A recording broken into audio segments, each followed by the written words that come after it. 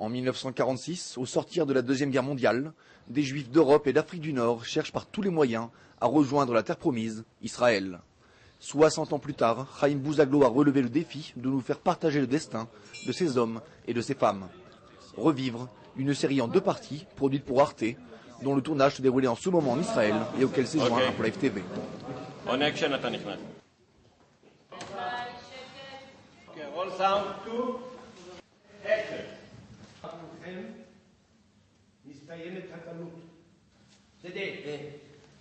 Est-ce que tu peux préparer un verre du thé à mon ami? Quoi? Le film, tourné en Israël et par la suite en France, retrace le destin et l'alia des Juifs avant la création de l'État d'Israël. Dans une première partie des Juifs séfarades et dans une seconde partie des Juifs ashkénazes.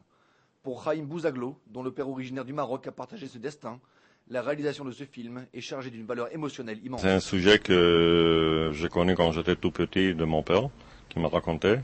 C'est son histoire, comment il est arrivé en Israël en 1947. Et comme il est décédé il y a 14 ans, j'ai voulu toujours faire ce film.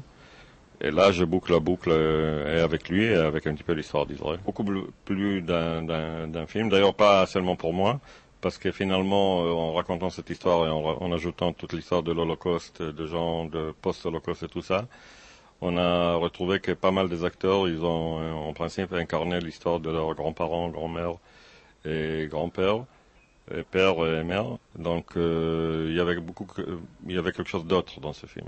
Nelly Kavski, coproductrice, nous livre aussi ses sentiments au moment du tournage.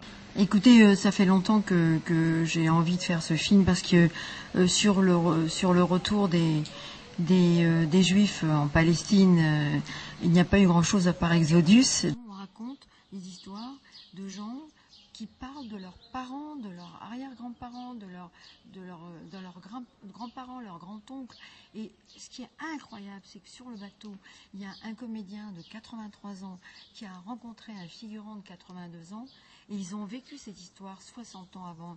Ils ont pris le bateau Yehuda Levi et ils sont partis en Palestine. Et ils se retrouvent à faire acteurs ou figurants sur ce bateau dans notre film Revivre. Dans Revivre, on raconte une histoire. On raconte des Juifs qui partent du monde entier après la Shoah au Maroc pour aller sur la terre de leurs ancêtres. Une histoire poignante et vécue d'hommes et de femmes héroïques. Un récit qui a fondé les racines de l'État d'Israël moderne. Et une émotion partagée par tous les participants à ce tournage. Une recette garantie de succès, à laquelle s'ajoute une pléiade d'acteurs hors du commun, tels Bernard Campan, Marie-France Pizier ou encore David Sarfati. Un film qui, pour David Sarfati justement, revêt une importance toute particulière. J'interprète le rôle de Maurice Azoulay, qui est un juif marocain, qui est entouré de toute son équipe, de jeunes marocains. Et ils décident ensemble de quitter le Maroc pour venir habiter en Eretz Israël, en Palestine, mais en Israël. Et la particularité de ce personnage, c'est qu'il est religieux, traditionnaliste. Comme tu peux le constater, j'ai pas de barbe, ni de papillote, ni de tzitzit, mais c'est un garçon qui aime la tradition et qui est fou amoureux d'Israël. C'est un sioniste convaincu que son peuple habitait cette terre il y a 2000 ans et qu'il est important d'y retourner. Comment tu penses que le film va être perçu en France? Tu sais que là-bas le public est parfois critique dès lors qu'on aborde la question d'Israël, des Juifs et tout ça. Le public est critique parce qu'il est mal informé. Ok? Qu'on soit bien clair, là c'est de l'information. Dans ce film c'est la réalité, c'est l'information. Il m'appelle, donc je retourne travailler. Parmi les personnes présentes sur le tournage, toutes nous ont décrites une incroyable atmosphère d'émotion et d'amitié. Un film qui mérite déjà tous les applaudissements.